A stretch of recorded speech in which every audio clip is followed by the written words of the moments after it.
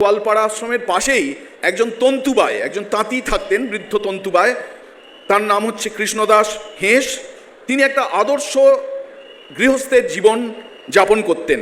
তিনি একদম সকালবেলায় উঠেই তার তুলসী মঞ্চ ছিল, সেই তুলসী মঞ্চের কাছে গিয়ে বসে একবারে নিবিষ্টভাবে হরিনাম সংকীর্তন করতেন, জপ করতেন। তার মন্ত্র ছিল যুগল মন্ত্র।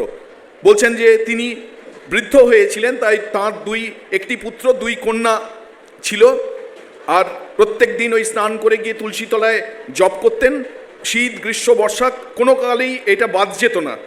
বলছেন সন্ধেবেলায় তিনি হাতে লণ্ঠন নিয়ে এক গ্রাম থেকে আরেক গ্রামে ঘুরে বেড়াতেন। আর তখন গ্রামের মাঠ বিষাক্ত সাপে ভর্তি। সেই সাপ হয়তো রাস্তায় গিয়ে দেখছেন যে এরকম ফনা তুলে দাঁড়িয়ে আছে। সেই কৃষ্ণদাস হেঁস সাপ দেখলে ওই জপ করেই যাচ্ছেন। সাপ যখন এরকম ফনা তুললো তাকে বলতেন, যাও বাবা যাও। সাপ মাথা নিচু করে চলে যেত। এমন পর্যন্ত হয়েছে তার মশারির ভেতর ঢুকে গেছে রাত্রে। তিনি সেই মশারিটা তুলে বলছেন, যাও বাবা বাইরে যাও, এইখান দিয়ে বাইরে যাও। সাপ সেখান দিয়ে নেমে চলে যাচ্ছে।